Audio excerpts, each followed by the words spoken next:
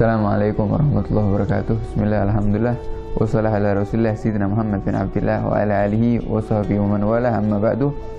Alhamdulillah, pada kesempatan kali ini kita akan mengisahkan salah satu sahabat yang mana dikatakan oleh Nabi Muhammad SAW, Julaibib minni wa ana minhu.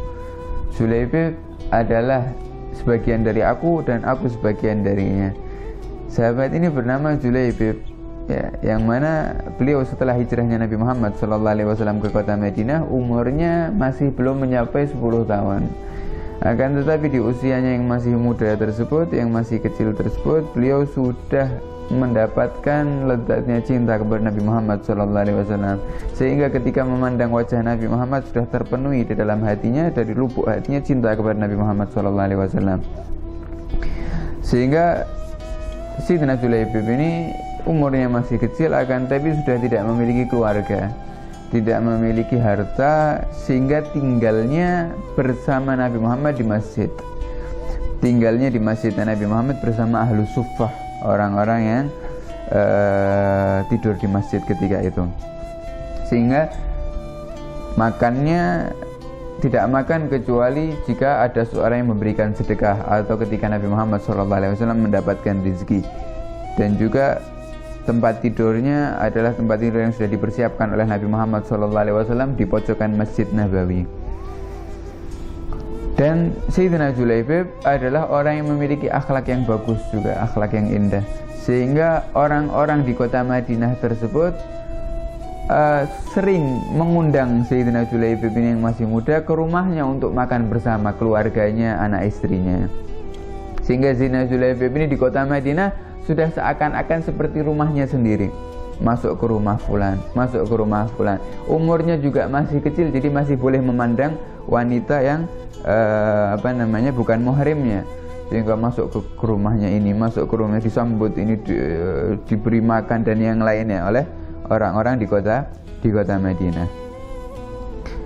Kemudian ketika Sayyidina Julaibib ini sudah memasuki usia muda, usia dewasa, sudah mencapai akil baligh, maka sudah mulai orang-orang kota Madinah membatasi Sayyidina Julaibib. Sudah, kau karena sudah baligh, kau tidak boleh masuk lagi ke rumahku, karena di rumahku ada perempuan-perempuan yang bukan mahram. Maka dicegah. Ketika itu Sayyidina Julaibib tidak bisa lagi keliling di orang-orang di kota Madinah. Sampai suatu hari bertemu dengan Nabi Muhammad SAW, Rasulullah mengatakan, "Ala tatazawwaj ya Julaibib?" Wahai Julaibib, kau tidak mau nikah? Maka Sayyidina Julaibib mengatakan, "Ya Rasulullah, aku mau nikah sama siapa? Aku tidak punya harta, aku tidak punya keluarga, aku tidak punya pekerjaan. Siapa yang mau menikahkan aku ya Rasulullah? Aku ini orang fakir, tidak ada nafkah, tidak ada mahar," kata Sayyidina Julaibib. Kata Rasulullah, "Aku yang akan mencarikan istri untukmu," kata Rasulullah. Maka dan Allah yang akan memberikan rezeki kepadamu. Aku yang nyarikan istri dan Allah yang akan memberikan rezeki kepadamu. Senang Sayyidina Julaibib. "Nah ya Rasulullah, aku mau zuwaj." Kemudian daripada adatnya orang-orang Madinah, ini kalau punya anak perempuan itu pasti lapor kepada Nabi Muhammad SAW agar dicarikan suami. Atau ada orang-orang laki-laki yang sudah mampu untuk menikah, lapor kepada Nabi Muhammad agar dijodohkan sama Nabi Muhammad. Ini adatnya orang-orang Madinah ketika itu. Sampai pada suatu hari Rasulullah SAW belum ada seseorang yang mendatangi Nabi Muhammad untuk menikahkan putrinya kepada Julaibib. Jadi biasanya kalau Rasulullah ini mengatakan ingin menikahkan fulan, biasanya langsung pada menawarkan, "Sama putriku aja Rasulullah, sama putriku." Kecuali Sayyidina Julaibib. Ketika Rasulullah mau mengatakan aku ingin menikahkan Julaibib, tidak ada yang mengatakan aku ingin menikahkan putriku. Sampai lama. Kemudian Rasulullah SAW mendatangi salah satu orang Ansar dan mengatakan, "Ya fulan, wahai fulan, nikahkan putrimu kepadaku, untukku," kata Rasulullah. Maka orang Ansar ini sangat bahagia. Seorang Ansar ini mengira bahwasanya putrinya akan dinikahi oleh Nabi Muhammad SAW. "Naam ya Rasulullah, sungguh ini hubungan yang sangat indah. Kau menjadi mantuku," kata orang tersebut. Kemudian dijawab oleh Nabi Muhammad SAW, akan tapi bukan untukku, kata Rasulullah. Bukan, aku ini ingin menikahkan putrimu, bukan untukku. Kemudian tidak jadi bahagia, sudah mulai tenang lagi. Untuk siapa ya Rasulullah? Kemudian Rasulullah mengatakan li Julaibib, untuk orang yang namanya Julaibib. Maka berubah wajahnya, maksudnya bahagia karena ingin dinikahi kepada Nabi Muhammad, akan tapi dirubah menjadi Julaibib, berubah wajahnya dengan mengatakan, anzir nih, tunggu ya Rasulullah, aku ini ingin musyawarah sama ibunya, sama istriku. Kalau istriku ini ridho, ya sudah, tidak apa-apa tak nikahkan. Tapi kalau istriku ini tidak ridho, ya gimana? Ya sudah, kata Rasulullah, izin sama istrimu. Kemudian sampai beberapa hari laki-laki ini bingung. Ya, kalau ngomong sama istrinya pasti ditolak. Karena istrinya ini tidak bakal mau kalau putrinya ini dinikahkan kepada Sayyidina Julaibib. Sudah yakin. Tapi karena ini sudah perintah daripada Nabi Muhammad SAW, akhirnya mendatangi istrinya dan mengatakan, wahai fulana, wahai istriku, ya Rasulullah SAW ini telah mengkhidbah daripada putri kami. Rasulullah mengkhidbah putri kita, kasihkan sudah kalau untuk Nabi Muhammad, kata istri. Kemudian suaminya mengatakan, tapi bukan buat Rasulullah. Buat siapa? Buat Julaibib, katanya. Kalau buat Julaibib, tidak akan aku berikan putriku untuknya, katanya. Putriku ini adalah putri yang cantik, katanya, lebih berhak untuk dinikahkan kepada orang yang kaya, orang yang memiliki ini dan itu. Kemudian suaminya mengatakan, tapi ini perintah Nabi Muhammad, apa yang aku akan berikan udzur untuk Nabi Muhammad? Kata istrinya, terserah kau, yang penting tolak. Kau mau udzur apapun terserah kau, yang bilang kepada Nabi Muhammad, yang penting aku tidak akan menikahkan putriku dengan Sayyidina Julaibib. Sampai tengkar ini antara suami istri untuk menikahkan putrinya, sampai putrinya sendiri yang mendengar pertengkaran daripada kedua orang tuanya. Kemudian putrinya mendatangi daripada kedua orang tuanya, wahai hakum, apa yang kalian ributkan, kata putrinya. Kemudian ibunya mengatakan, Rasulullah telah mengkhidbahkan, Rasulullah telah khidbah memintakanmu untuk menikahinya, untuk dinikahkan kepada siapa? Kepada Julaibib. Kemudian putrinya mengatakan, dan aku, kata ibunya, aku tidak akan ridha dan aku akan menolak permintaan Nabi Muhammad SAW karena dinikahkan kepada Julaibib.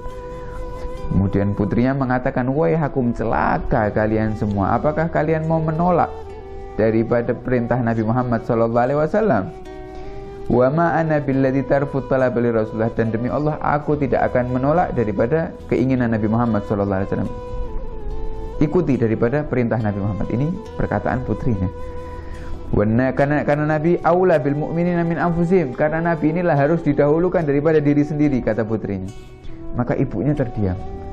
Ibunya terus mengatakan lagi, tapi kau ini lebih berhak untuk dinikahi orang kaya dan orang yang ahli ini ahli itu.